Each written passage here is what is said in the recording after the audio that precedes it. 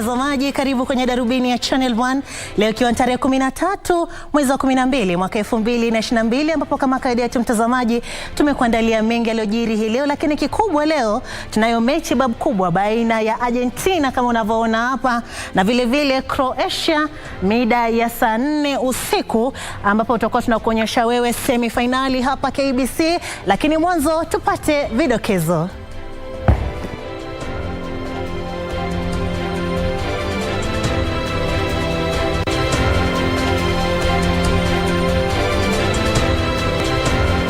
Jopo la buniwa kubadili sheria ya maji ili kulainisha usambazaji wa maji katika kaunti. Tamasha la Nairobi liliingia siku ya pili, wakazi na wafanyabiashara wakifurahia mandhari ya jiji kuu. Na wanasiasa watahadharishwa dhidi ya kuingilia uajiri wa walimu 30,000.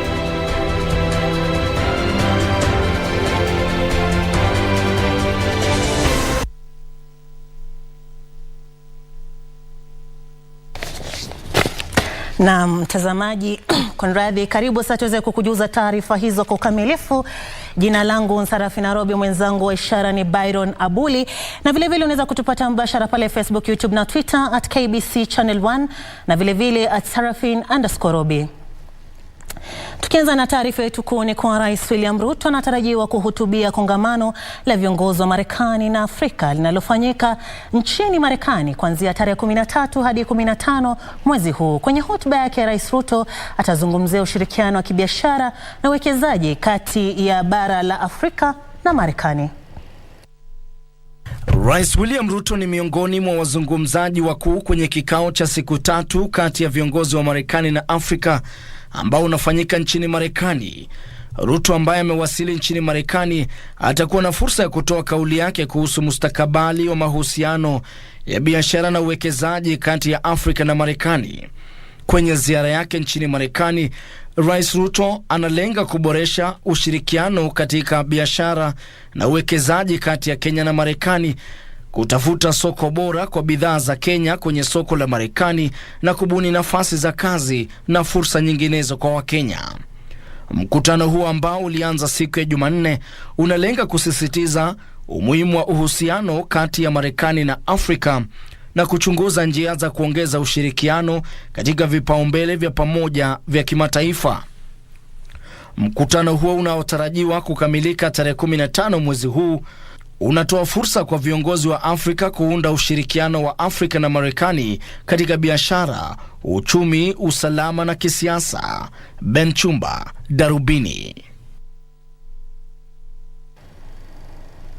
Na turejee humu nchini, ambapo chama cha kitaifa cha walimu KNUT kinashinikiza kurejeshwa kwa mfumo wa kupandisha walimu vyeo kuambatana na viwango vyao vya masomo badala ya mfumo wa sasa watumia kuajiri walimu, ambapo walimu wanapandishwa ngazi kuambatana na muda waliohudumu kazini. Hayo ni baadhi ya masuala muhimu yanayojadiliwa kwenye mkutano wa 62 wa kila mwaka wa chama cha KNUT jijini Kisumu. Katibu mkuu wa chama cha walimu nchini Collins Oyu amesema wakati wa mkutano huo watawasilisha mapendekezo kuhusiana na masuala mbalimbali yakiwemo kuhamishwa kwa walimu miongoni mwa mengine.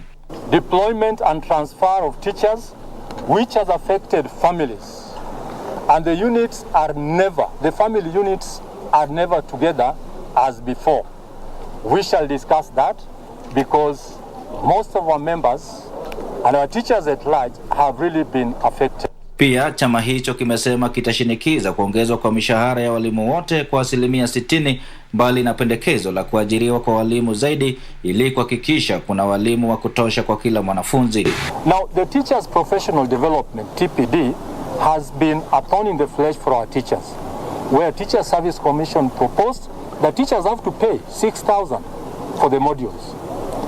We have appealed, and we are pushing even the Parliamentary Committee on Education. They are sitting today with TSC to look at this thing once more.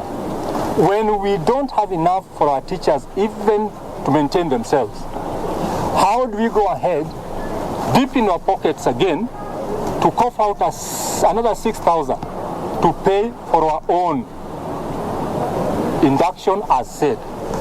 This should be seen by Teachers Service Commission to be their role. Huku wakipongeza hatua ya rais ya kuagiza kutathminiwa upya kwa mtaala wa elimu wa CBC, walimu wamesema pia watashinikiza tume ya kuajiri walimu nchini TSC kurejesha jopo la nidhamu kushughulikia masuala ya kinidhamu miongoni mwa walimu. Wycliffe Okech, Darubini. Na mshukrani Okech. Na kwenye masuala ya afya ni kwa hospitali za humu nchini zimewekwa katika hali ya tahadhari kufuatia uwezekano wa kusambaa kwa ugonjwa wa kipindupindu na COVID-19 nchini. Wizara ya Afya imesema wahudumu wa afya wanapaswa kumakinika na kubaini dalili za magonjwa hayo na kuyatibu ipasavyo. Kaimu mkurugenzi mkuu wa afya Dr. Patrick Amoth amesema kaunti zinapaswa kutayarisha karantini na sehemu za kuwatenga wagonjwa iwapo taifa litakumbwa na duru nyingine ya msambao wa COVID-19 na kipindupindu. Amoth amesema pana uwezekano wa ongezeko la maambukizi ya magonjwa hayo inapotiliwa maanani usafiri wa watu wengi wakati wa msimu huu wa Krismasi na mwaka mpya.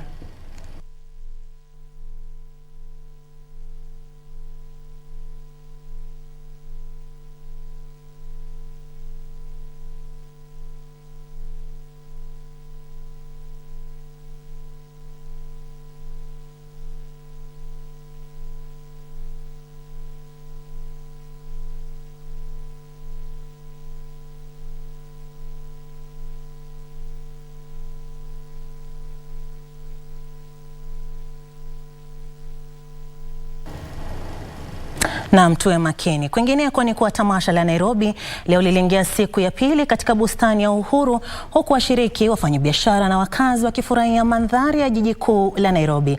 Na jinsi Yusuf Farah anavyotuarifu, tamasha hilo la kwanza la Nairobi ambalo linaendelea hadi Ijumaa tarehe 16 mwezi huu limetoa fursa kwa watu kukutana na kutangamana, huku wengi wakitumia fursa hiyo kuzindua ushirikiano wa siku zijazo. Tamasha la kwanza la Nairobi linafanyika katika bustani ya Uhuru iliyofanyiwa marekebisho. Kuanzia kwa vijana hadi kwa wazee, hakuna yule aliyeachwa nyuma. Watu wanaopenda picha pia walipata fursa ya kutazama picha katika maonyesho mbalimbali ya wapiga picha. Kwa wale wanaopenda muziki, nyimbo pia zipo kwa wingi. Na kwa mitindo na sanaa basi usiwe na wasiwasi, kwani wachuuzi wana maonyesho ya bidhaa mbalimbali za sanaa, kuanzia zile za kisasa hadi za kitamaduni.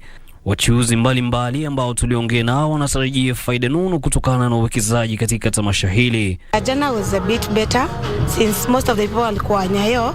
Then from there they came for grand opening and biashara ilikuwa poa sana. It's very promising, like we have faith watu watakuja kwa wingi. Ni poa sana kama itakuwa inafanyika kila time juu we get to meet some clients, tunapata biashara hapo. Yeah. And wasi wingi wamekam kushowcase vitu wanadu. So ile time mtu amekam kutembea hivi ata notice vitu na kitu kikubamba utataka kujua nani alifanya. Wakazi wa Nairobi wamepata msisimko kutokana na tamasha hilo. Saizi Uhuru Park imechange, sika ile Uhuru Park ya kitambo, unaweza kuja wa fan nini, sika kitambo. Saizi security iko, fun mingi iko hapa. Hii ni place yenye ime-embrace people from all walks of life, haijabagua. As in, anyone anafeel ako at home, kuja ajione na feel ako in the right place.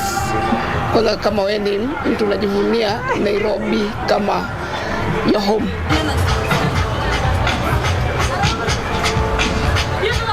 Hope Ochieng ambaye ni malenga na mwanamitindo ana matarajio kuwa kazi yake itapata sifa inayostahili. I'm working on my points for the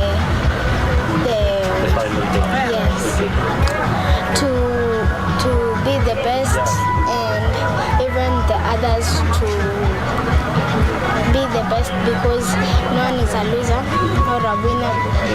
Yeah. Tamasha hili ambalo litaendelea hadi pale tarehe 17 mwezi huu linaazimia kuonyesha tamaduni mseto za jiji kuu la Nairobi. Yusuf Farah nikiripotia Darubini kutoka katika bustani ya Uhuru, Nairobi. Naam, shukran sana Farah kwa taslifu hiyo. Hapo Uhuru Park lazima pia mimi nifike. Tukiendelea ni kwa tume ya uchaguzi nchini IEBC imezindua shughuli ya kutathmini uchaguzi mkuu uliopita. Kupitia vikao vya wadau, tume hiyo IEBC inatumai kubaini na kujifunza zaidi kuhusu yaliyojiri wakati wa uchaguzi huo kwa madhumuni ya kuimarisha utendakazi, sera pamoja na mipango yake ya siku zijazo katika juhudi za kuboresha utaratibu wa uchaguzi nchini. Miongoni mwa wadau waliohusika na wakilishi wa washirika wa kimaendeleo ikiwemo Jumuiya ya Ulaya, Uingereza, Ujerumani, Italia na Umoja wa Mataifa yatakayojadiliwa yatajumuisha kwenye ripoti ambayo itachangia pakubwa kuboresha matayarisho ya uchaguzi mkuu ujao.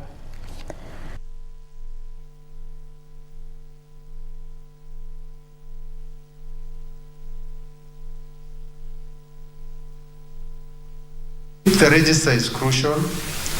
As a commission, we pay a lot of attention to the register. The audit that we did this year just before the election, it was not actually a compulsory audit. The only audit of the register that was compulsory was the one that was done after the constitution was 2010 constitution. The first voter registration after the 2010 constitution was the only compulsory one. This one, the commission had the choice of not doing it. But as a commission, we said, no, we will do it. And we spent a lot of resources using, international reputable firms to come and do the audit. And all this, we were doing it in good faith and trying to make sure that the commission has nothing to hide. As and when it became available, the report, we quickly acted on it because we didn't have time on our side. And I think part of the report, particularly the detailed summary of the report, was uploaded on the Commission's website as well. For example, 30-something plus billion in the 5th year. Can the Commission be given consistently 10 billion for the 4 years or 5 years? I mean, we can do a lot with it. And by the way, the last-minute disbursements is not good for the Commission, and we don't like it because everybody knows you have an election at hand. All the suppliers will sometimes they even collude to make sure that whatever they are quoting is way above the market. And so sometimes we are seen to be misusing resources in terms of procurements. But ideally, if we had received this money well in advance, we will have bought some of these things much cheaper. But because of this last-minute funding and the last-minute multiplicity of activities, then we are seen to be not doing the right thing at that time. Na mtazamaji, taarifa hiyo kuhusiana na utathmini wa IEBC inatukamilisha awamu ya kwanza ya Darubini. Tunachukua mapumziko mafupi sana, tunarejea na taarifa zaidi. Usiende mbali.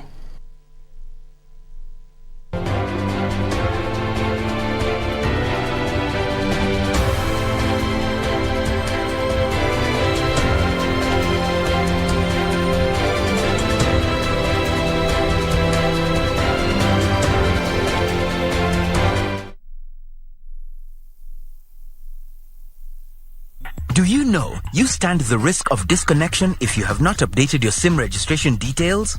Dial *106# to check your SIM registration status. If your details are not updated, dial *106# and select option 2 to get the self-update link. You will be required to upload your original ID image copy, both front and back. Alternatively, you can visit the nearest Airtel outlet. Remember, you only have until December 15th, 2022 to comply. This is a SIM regulation requirement as per the Communications Authority of Kenya. Airtel, the most affordable network.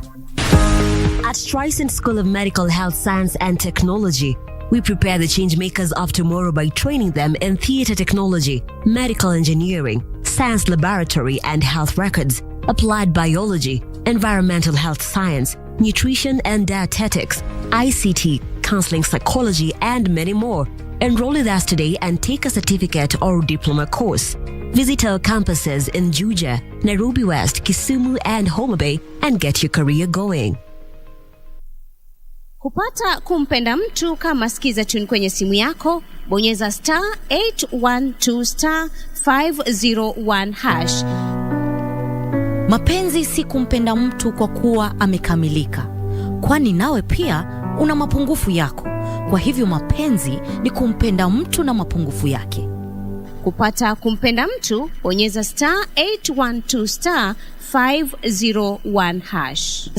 *812*501#.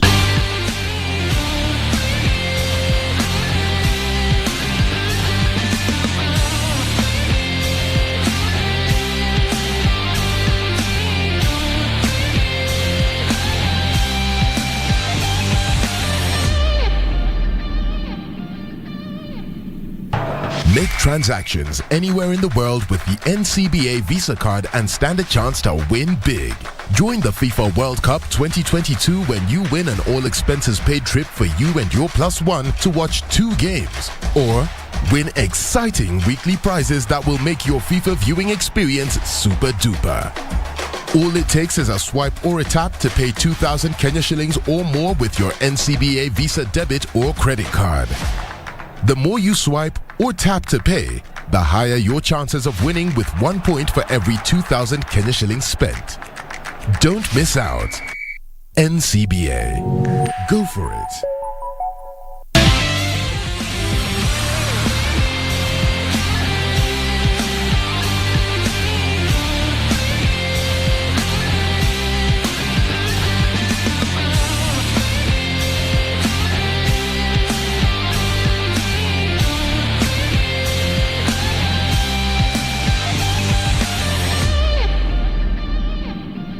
Feel the excitement. Relish every moment. Get 1.5 GB at 50 bob. Valid for 3 hours.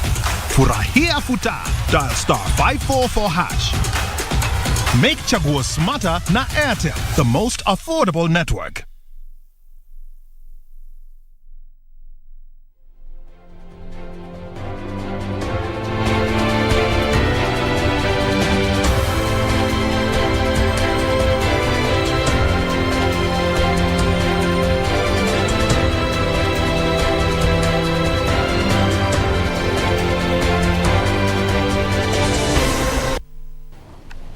Naam, karibu tena, unaendelea kutazama Darubini ya Channel 1. Kumbuka unaweza kutupata mbashara pale Facebook, YouTube na Twitter at KBC Channel 1, at Sarafin_Robi na vile vile at Timothy Kipnusu.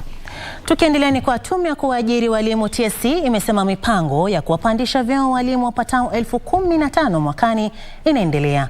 Afisa mkuu mtendaji wa tume hiyo Nancy Macharia aliambia kamati ya bunge kuhusu elimu leo kwamba utaratibu huo utaambatana na uzoefu wa kazi. Baada ya miaka ya lalama kuhusu kusalia katika gredi moja ya kikazi kwa miaka mingi, hatimaye tume ya kuajiri walimu nchini TSC imekubali ombi la kupandisha vyeo walimu. Afisa mkuu mtendaji wa tume hiyo Nancy Macharia anasema utaratibu wa kupandisha vyeo walimu utarejelewa mwaka ujao, ambapo walimu wapatao 15,000 watanufaika. This junior secondary. All these teachers will go to junior secondary, 1 per class at least. So most of these you see here are classes in the county. Alipofika mbele ya kamati ya bunge kuhusu elimu, Macharia aliweka paruanja kwamba wabunge kamwe hawahusiki kwenye utaratibu wa kuajiri walimu. Matamshi ya Macharia yakijiri kufuatia fununu kwamba baadhi ya wabunge wamekuwa wakiwataka wakazi wa maeneo wanayowakilisha waliohitimu kama walimu kuhudhuria mikutano ya mashauriano kuhusu ajira. Members advertising or members of parliament calling teachers. I know you've really put it very clear that you are not aware of it. Maybe some colleagues are having their own organizational way of recruiting, but it's also good that we are oversighting this particular process. In our guidelines, which are in the website, we have clearly shown that we do not have a member of parliament. The TSC sub-county human resource officer is the secretary, and curriculum support officer or subject specialist is the member. And so, Chairman, as you can see, I don't know where the member of parliament is coming in. So it's clear. Wakati wa kikao hicho, wabunge pia walitoa wito kwa tume hiyo kuwachukulia hatua zifaazo walimu wakuu wanaozembea. They have raised issues of an absentee principle leading to a strike. To date, nothing has happened. Madam CEO, don't we deserve the best? Do we need to be treated as second-hand citizens? We produce the best, you take them elsewhere, bring us those we don't think are the best. Nikiripotia Darubini, naitwa Gladys Mungai. Na shukran Mungai. Tukirejelea masuala ya afya, ni kwa Kenya pamoja na mataifa mengine ya bara Afrika yameshauriwa kuzindua kampuni za kutengeneza dawa katika juhudi za kuokoa fedha zinazotumiwa kuagiza dawa kutoka ughaibuni. Afisa mkuu wa shirika la afya na ukuzaji uchumi barani Dr. Fred Ogola alihuzunika kwamba mataifa ya Kiafrika hayawezi kutengeneza dawa na chanjo ilhali 80% ya magonjwa hupatikana kwenye bara hili. Africa free of disease. That's our vision. And to eradicate poverty and disease in Africa. Shirika la Kiafrika la Afya na Ukuzaji Uchumi la Haiti linatetea uzinduzi wa kituo cha utafiti wa dawa ili kuwezesha mataifa ya Kiafrika kuzindua viwanda vya utengenezaji dawa katika juhudi za kuboresha afya ya raia wao. Kulingana na afisa mkuu wa shirika hilo Dr. Fred Ogola, hatua hiyo inalenga kupunguza uagizaji wa dawa kutoka ughaibuni na kuzindua nafasi zaidi za ajira kwa vijana wa bara hili. Africans are suffering because of the fact that we import everything. We have importers, we have brokers, we have traders, we don't have value adders. So one thing which is crucial here is that Africa can leapfrog the world in manufacturing medicine. There is an urgent need to set up manufacturing factories in Africa to increase, to reduce imports, and of course save countries foreign exchange, and also create the much needed jobs. Shirika hilo pia linashinikiza kubuniwa kwa tume ya kitaifa ya afya kudhibiti na kuboresha sekta ya afya hasa humo nchini. If you look at the Kenya market, we have the medical practitioners, and they have a union of their own, but there is no commission. When it comes to harmonizing salaries, the other day we were hearing from the media that an intern is earning so much versus a doctor who has completed is earning,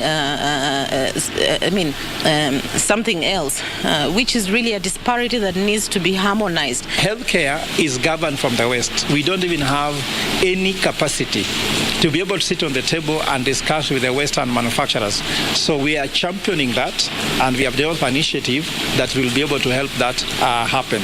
Shirika hilo la Haiti pia linapania kuzindua hazina ya kiafya ya Kiafrika kuchochea uwekezaji katika utengenezaji wa dawa. I went this way instead of this way.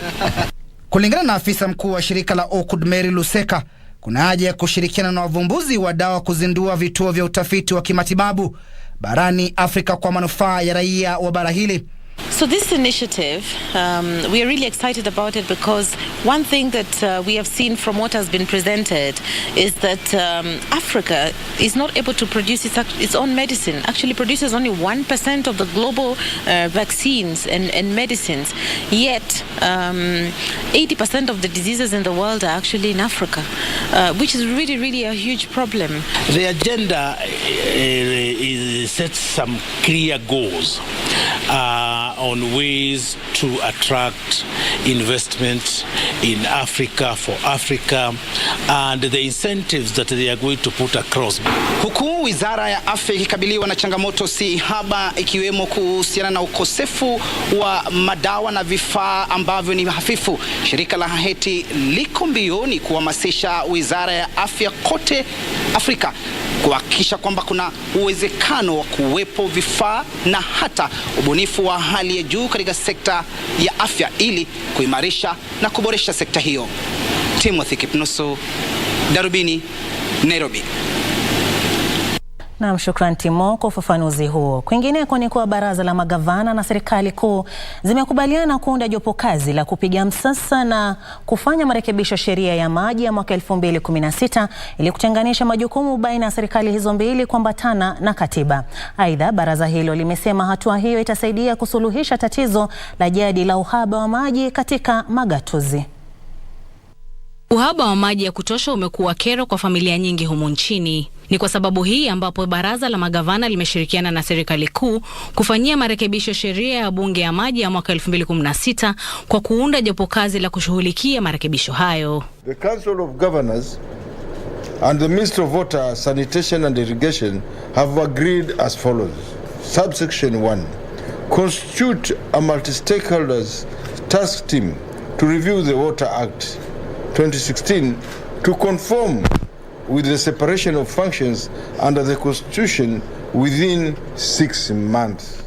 Gavana wa kaunti ya Taita Taveta Andrew Mwadime amesema serikali ya magatuzi zitaimarisha ushirikiano na sekta ya kibinafsi kujengwa bawa 100 za kusambaza maji kote nchini kama mojawapo wa njia za kuziwezesha jamii kukabiliana na changamoto ya uhaba wa maji. Strengthen public-private partnerships models for the construction of 100 dams for water supply as part of building community resilience to the impact of climate change and sustaining agricultural production. Aidha, mkutano huo uliazimia kuboresha ushirikiano na mashauriano ili kuwafikia malengo ya upanzi wa miti bilioni 15 ifikiapo mwaka 2032 kuambatana na wito wa kiongozi wa taifa William Ruto.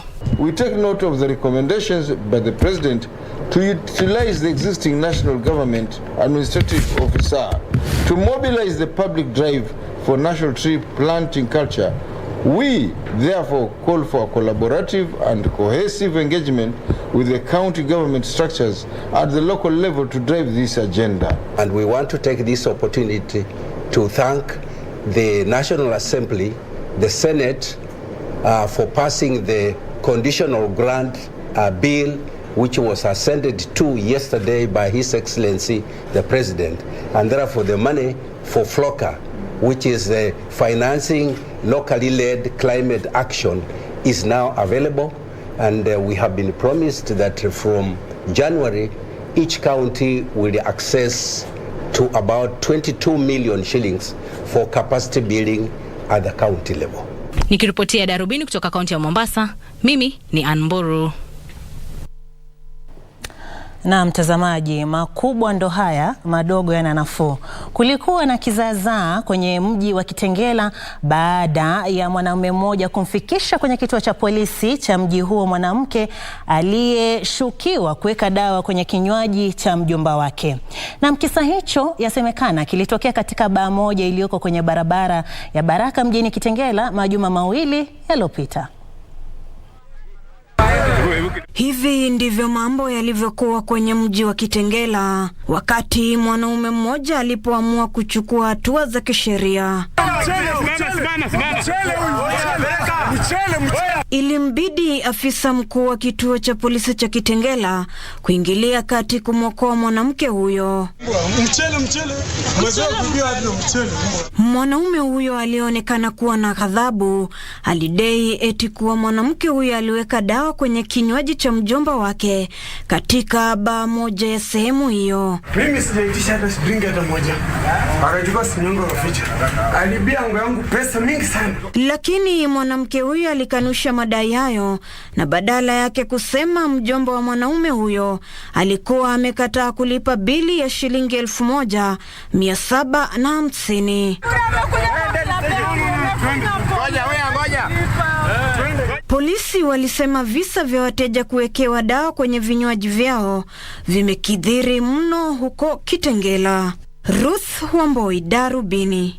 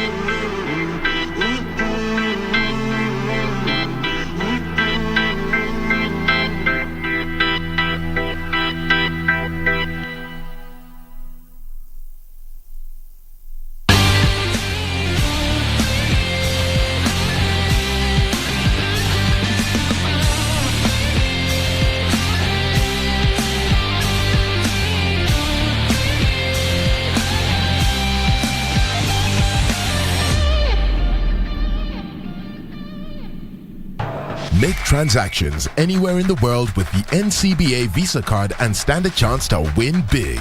Join the FIFA World Cup 2022 when you win an all-expenses-paid trip for you and your +1 to watch 2 games. Or win exciting weekly prizes that will make your FIFA viewing experience super duper. All it takes is a swipe or a tap to pay 2,000 Kenya shillings or more with your NCBA Visa debit or credit card. The more you swipe or tap to pay, the higher your chances of winning with 1 point for every 2,000 Kenya shillings spent. Don't miss out. NCBA. Go for it.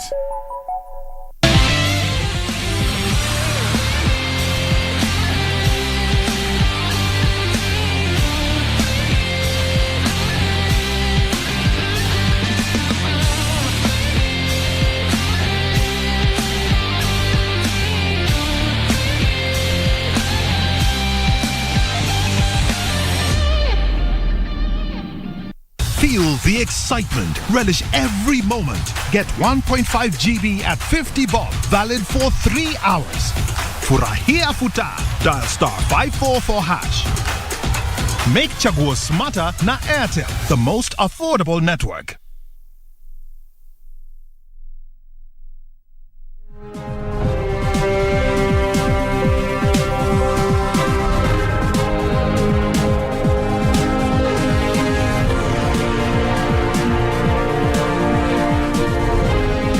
Na mtazamaji, karibu tena.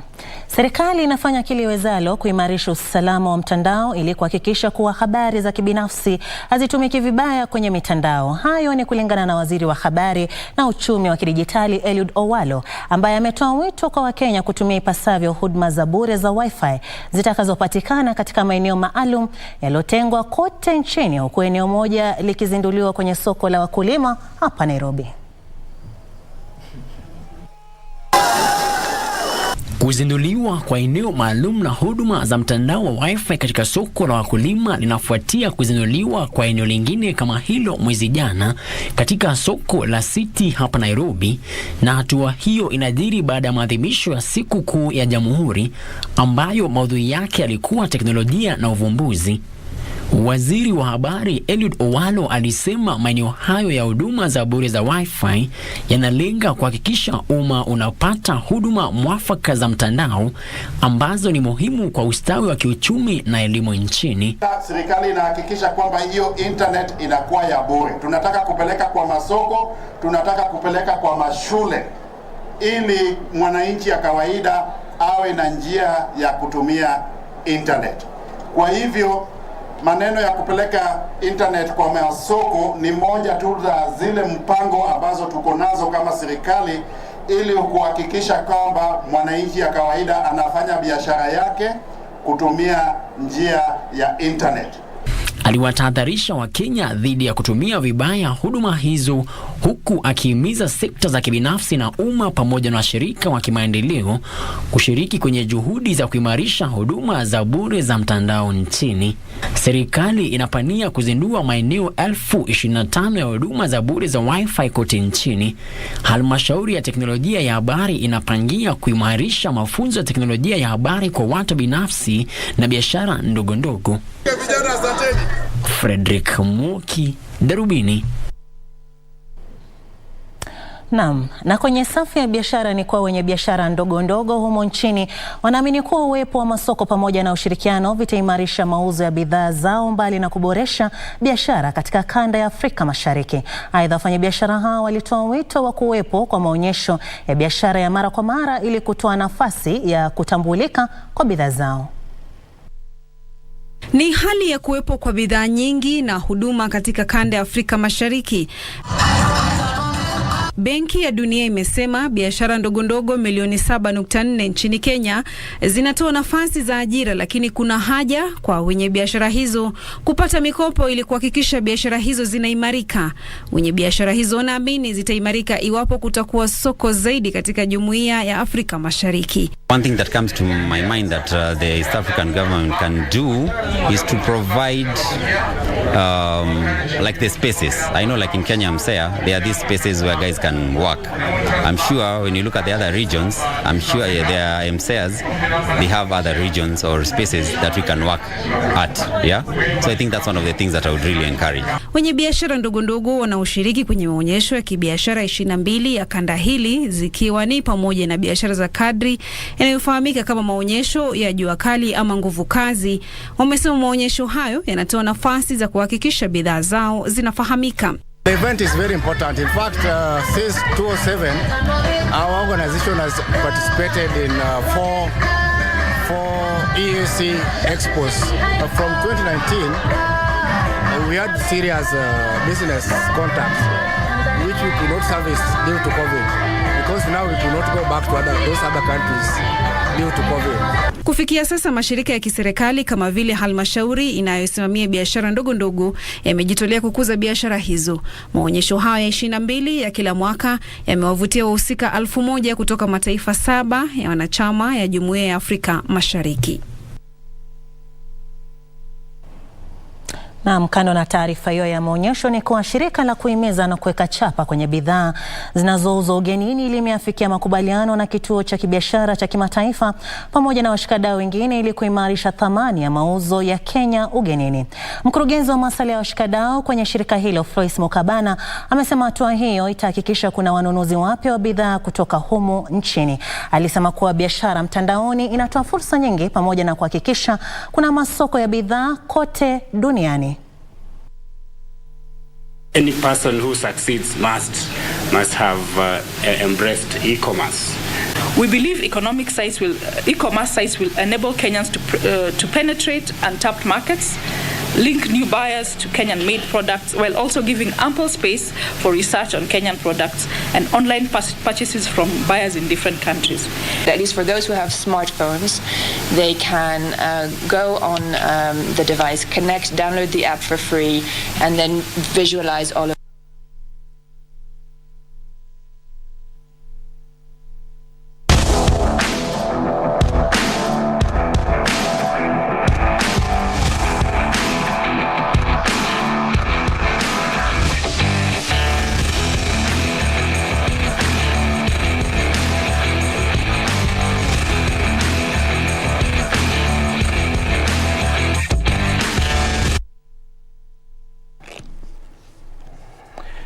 Kitambulisho hicho ni ishara tosha kwamba ni wakati wa habari za michezo. Karibu, mimi naitwa Timothy Kipnusu na ngwananga na taarifa kwamba Waziri wa michezo Ababu Namwamba amesisitiza kuwa serikali haitalegeza kamba kwenye vita dhidi ya utumizi wa dawa za kusisimua misuli miongoni mwa wachezaji.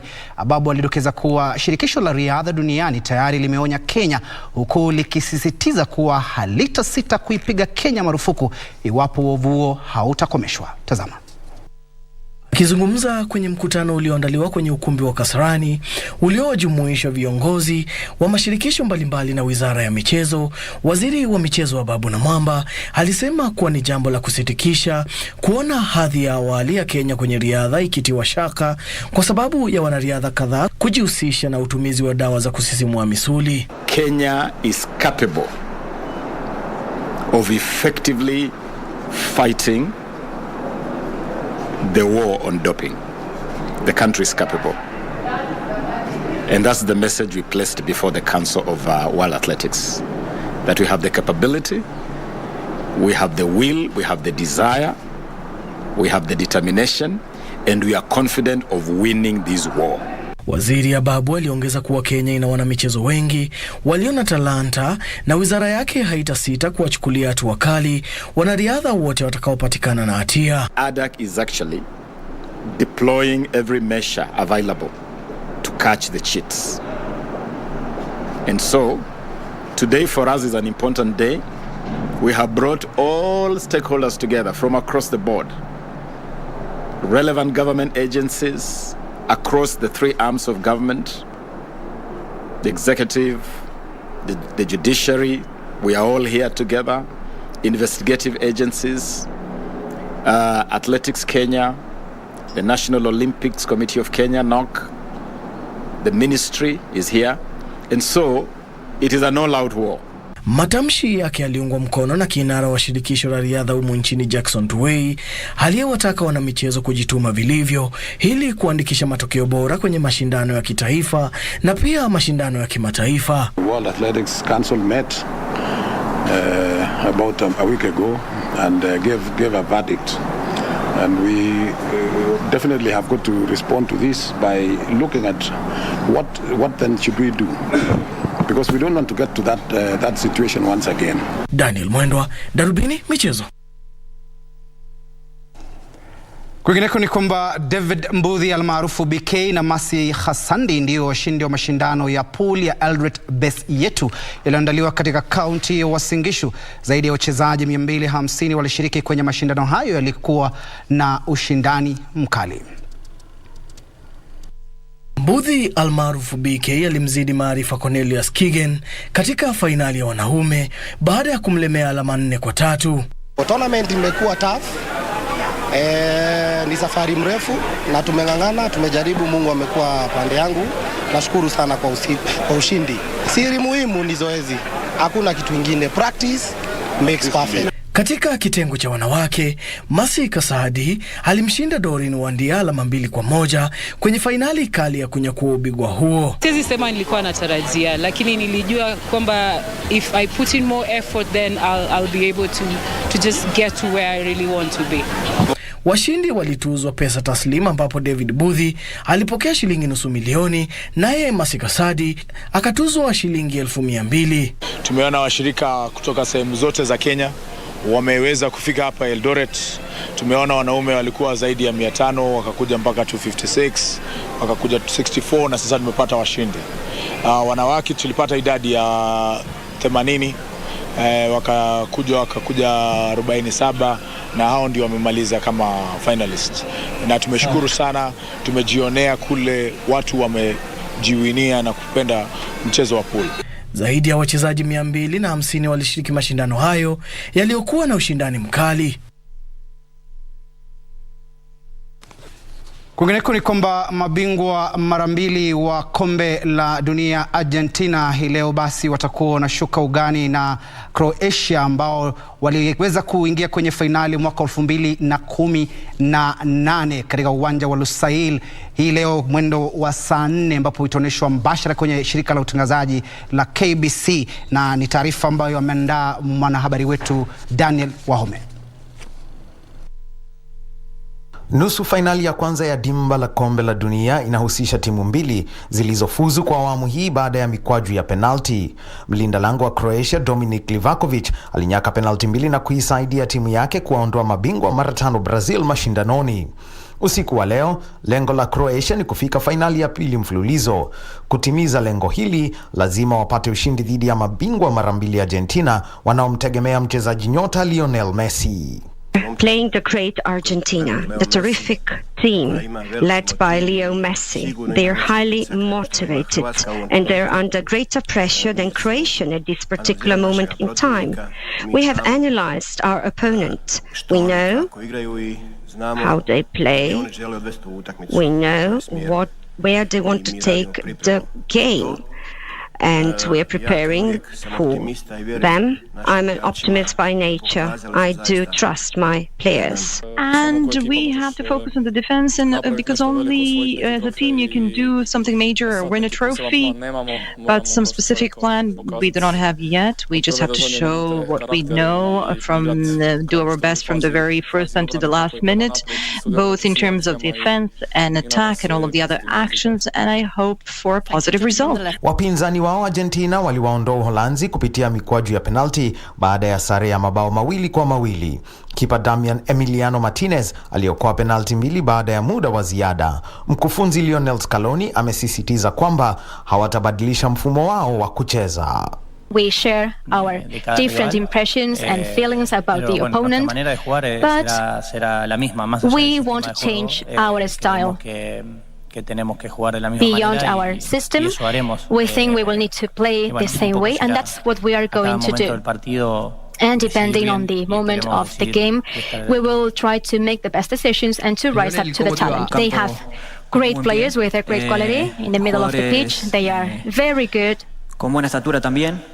Creo que es un mix de lo que pueden llegar a hacer. Pueden jugar por dentro. That's a mix of what they can offer. They can play in the middle of the pitch, infield. They can make some crosses and get to the area. So I think it will be a tough game. Tulianza na vikosi 32 na sasa tumebaki na vikosi 4 tu. Na usiku wa leo tazama mechi kati ya Argentina na Croatia katika awamu ya nusu finali ya dimba la kombe la dunia. Italetwa mbashara na runinga yako ya KBC Channel 1. Je, Messi atafika finali nyingine? Na je, Croatia watawapikwa Argentina na kufika finali nyingine mfululizo? Yote tutajua usiku wa leo. World Cup iko KBC na KBC iko Qatar. Nikiripotia Darubini ya Channel 1, jina langu ni Daniel Wahome.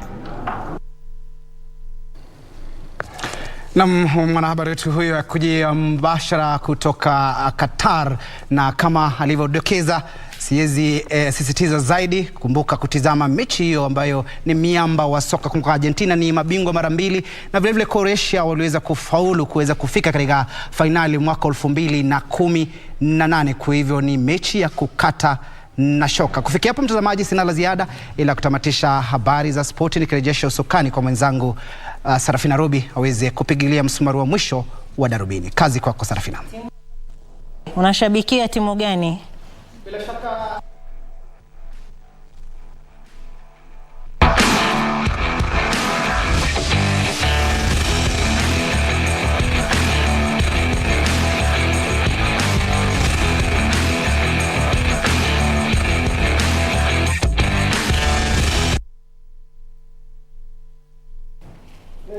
Bila shaka Timo, ulikuwa unanieleza kuwa leo unashabikia timu gani?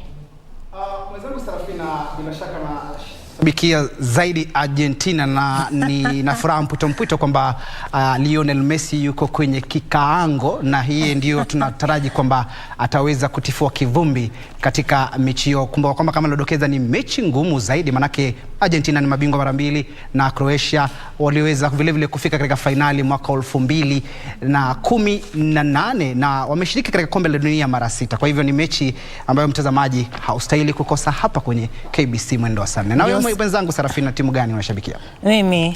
Mimi naona nikishabikia Argentina pia. Kwa hivyo tuko kwenye kikaango hunyata. Bila shaka mtazamaji, tutakuwa tunakuletea mechi hiyo bab kubwa mida saa 4, kwa hivyo usikose. Nimekuwa msomaji wako Sarafina Robi, mwenzetu ishara amekuwa ni Byron Abuli. Kuwa na jioni njema, na vile vile usikose kutazama mechi hiyo hapa KBC. Kuwa na usiku mwema.